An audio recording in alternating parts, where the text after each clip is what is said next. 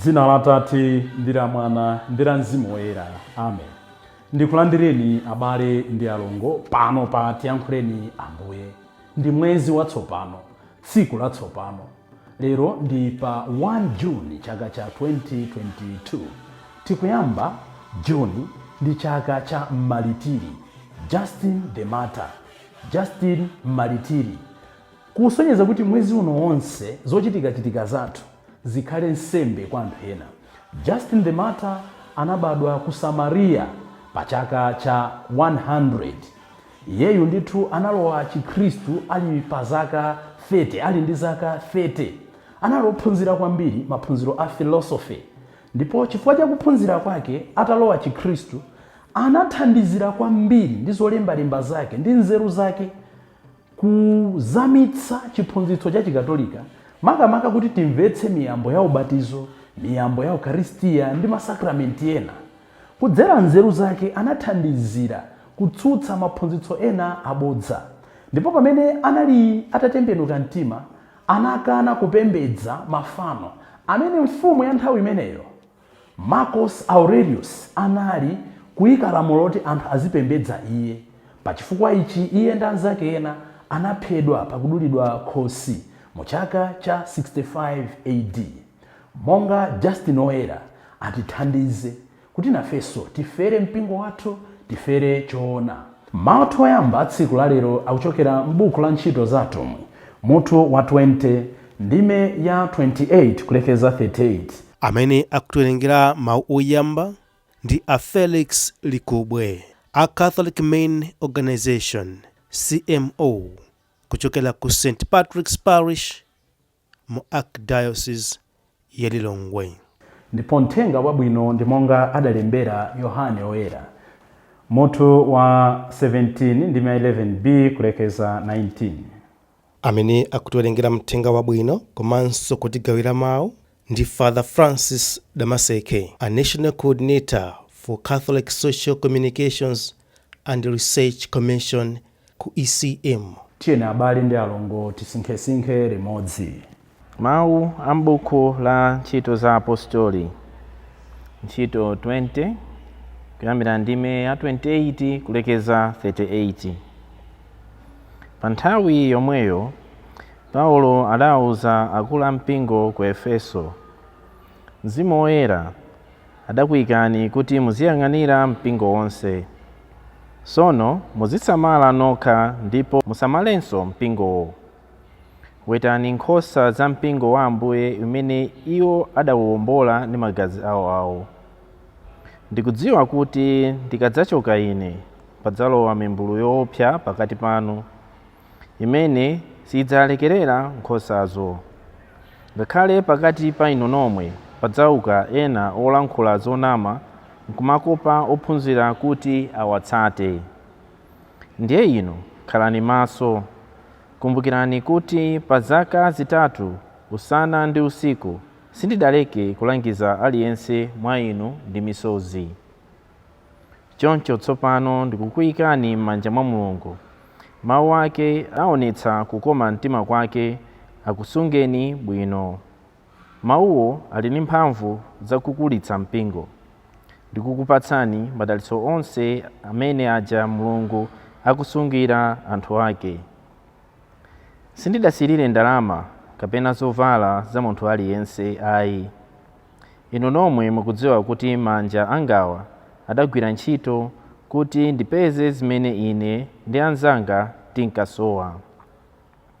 Pa zonse ndakuonetsani kuti pakugwira ntchito kolimba motere tiyenera kuthandiza ofowoka. Kumbukirani mawu aja a Ambuye Yesu akuti kupatsa kumadalitsa munthu kuposa kulandira. Paulo atanena zimenezi adagwada pansi napemphera nawo pamodzi onse aja. Onsewo adalira kwambiri, adamkumbatira Pauloyo nampsopsona polawirana naye. Makamaka adachita chisoni chifukwa cha mawu ake aja onena kuti iwo sadzaonanso nkhope yake. Pambuyo pake adamperekeza ku chombo. Mawu a Ambuye. Ambuye akhale nanu. Mawu a Uthenga Wabwino monga adalembera Yohane Oyera. Ulemu kwa inu Ambuye. Mutu wa 17 ndime 11b kulekeza 19. Pa nthawi yomweyo Yesu adapemphera ponena kuti, Atate Oyera, asungeni iwowa m'dzina lanu limene mudandipatsa, kuti akhale amodzi monga ife. Pamene ndinali nawo pamodzi ndinkawasunga ndi mphamvu za dzina lanu. Zimenezi mudandipatsa. Ndidawalondoloza bwino ndipo palibe ndi mmodzi yemwe amene adatayika kupatula yekha uja amene adayenera kutayika, kuti zipherezere zimene malembo adaneneratu. Tsopano ndili kudza kwa inu. Ndili kuyankhula zimenezi pamene ndili pansi pano, kuti chimwemwe changa chikhale chodzaza mwa iwo. Ndawaphunzitsa mawu anu. Anthu odalira za pansi pano amadana nawo, chifukwa iwo sali anzawo, monga inenso sindili anzawo. Sindikupempha kuti muwachotse pansi pano ayi, koma kuti muwachinjirize kwa oyipa uja. Iwo sali a dziko lapansi, monga inenso sindili wa dziko lapansi. Muziwapatula ndi mawu anu, kuti akhale anthu anu. Mawu anuwo ngoona zedi. Monga mudandituma ine pansi pano, inenso ndawatuma. Ndipo chifukwa cha iwowo ndikudzipereka kwa inu, kuti iwonso akhale odzipereka moonadi kwa inu. Mthenga wa Ambuye. Ulemu kwa inu Ambuye Yesu Khristu. Abale ndi alongo, Uthenga Wabwino umene timenera kuyamba dzulo chapter 17 cha Yohane, koma chifukwa timachita chaka cha Amayi Maria ndi tingotero kuti tayamba lero. Tikuona imene amanena kuti Jesus priestly prayer. Ambuye Yesu akutipempherera, Ambuye Yesu akupempherera dziko lapansi. Atate, sindikunena kuti mwachotse pansi pano, ayi, mwasunge iwowa, mwachinjirize kwa oyipa uja. Ndikuwapempherera onse. Ambuye Yesu adatipempherera, Ambuye Yesu amatipempherera, Ambuye Yesu amatifunira zabwino, Ambuye Yesu akutiteteza. Tikhale olimba mtima, tikhale okondwa, pozindikira kuti Iye satitaya. Akunena kuti sikuti tichoka pansi pano, sikuti mavuto sitikumana nawo, tizitopa, tizilephera, tizigwa, koma sitidzagwa mpaka kulephera our mission, chifukwa chonena kuti Iye ali nafe. Mmawu athu oyamba tsiku la lero, Paulo akutsanzika, ndipo akutsanzika ndi akuluakulu ampingo mu mzinda wa Efeso. Paul is at Ephesus bidding farewell. Mwena mwa mawu amene akutsanzikira akunena kuti mukhale amodzi, ndipo mudziyang'anire inu eni, komanso muyang'anire mpingo umene Mulungu adakusungitsani. Mudziyang'anire inu eni, muyang'anirenso mpingo umene Mulungu adakusungitsani. Ndipo akuti mukhale tchero, chifukwa pakati panupa padzabwera mimbulu. Muli zinthu zingapo mmawu ake otsanzika a Paulo. Choyambirira kuti mudziyang'anire inu eni. Nthawi zina timayang'ana zosowa za anthu ena, tikudzimana ife eni. Titha kutero kuti inde misande chikondicho. Chikondi sichimatanthauza kuti udzipange neglect. Sungapereke chimene ulibe. Sungakonde chimene iwe sumakonda. Sungayamikire chimene iwe sumatha kuyamikira.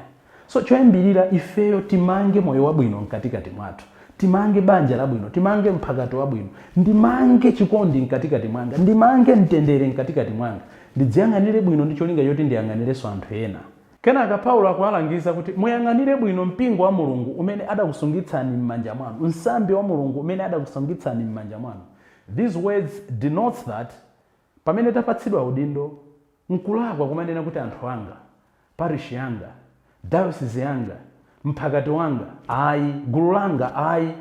Paliponse pamene tapatsidwa udindo otsogolera, tidziwe kuti ndi mbumba ya Mulungu, ndi mpingo wa Mulungu, ndi parish ya Mulungu.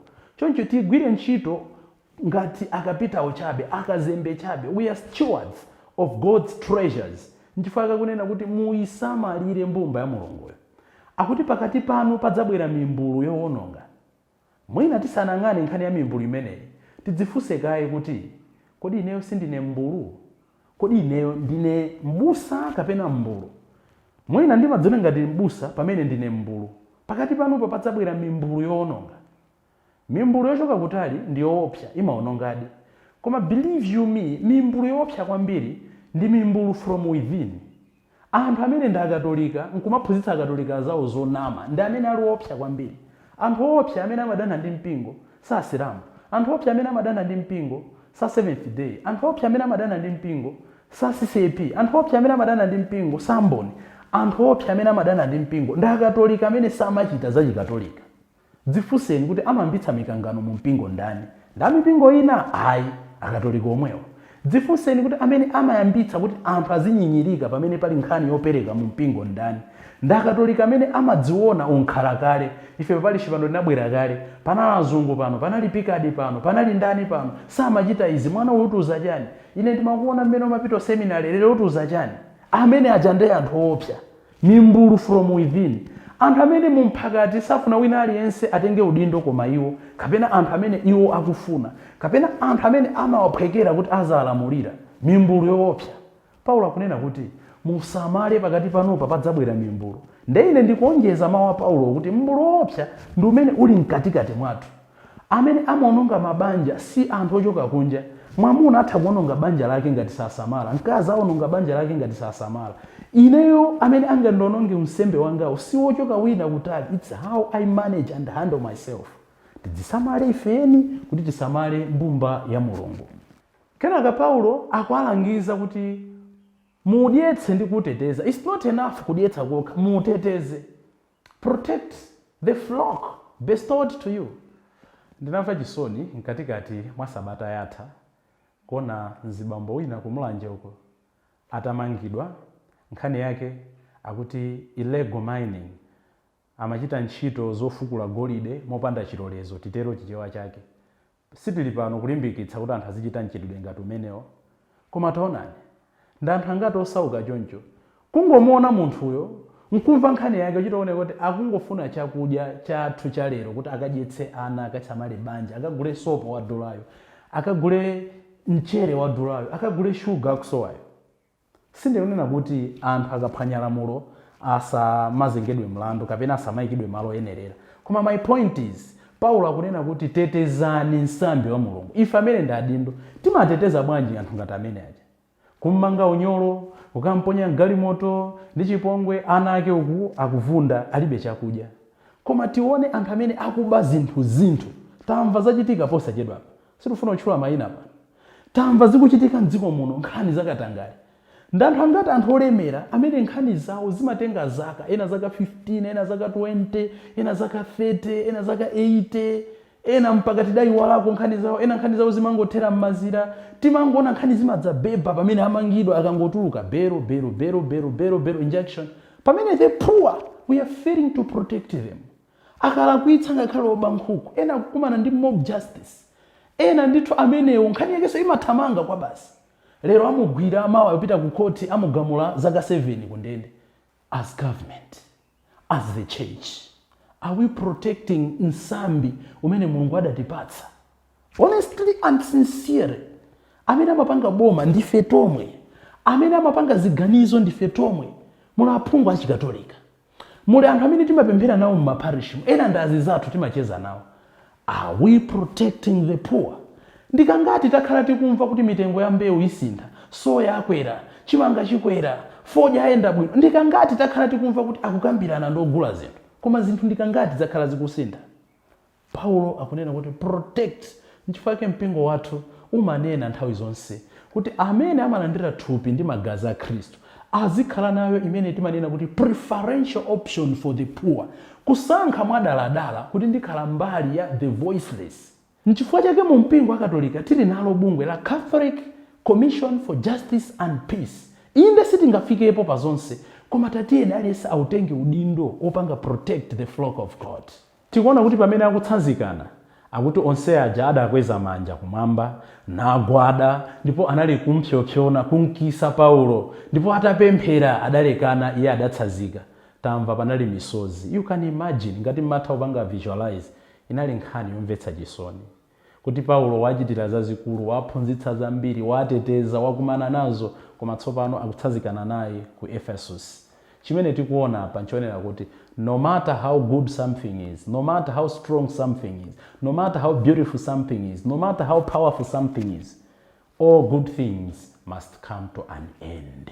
zinthu zimapezeka kuti zikufika kumapeto. Mutha kukhala moyo pasi pano timaona ine ndili mgulu limodzi la anthu timakachita timafizo kuthamanga kunyamala jimu kuyesera kudzisamala, koma no matter how idzakwana nthawi ina thupi lidzagonja, thupi lidzatopa, tidzachoka pasi pano. Oko titadya zabwino motani, musamadye izi musamadye, titha kupanga 10 15 30 100 120 180 years, eventually idzakwana nthawi yoti tidzasiya dziko. Nchimodzimodzi kana ndinolemera, kama muli pa udindo chotani, kama mwatchuka chotani, kama anthu akutamani chotani, kama zinthu zikuyenderani chotani, eventually idzakwana nthawi. Paulo watachita zonse, eventually inakwana nthawi yoti achoke ku Ephesus.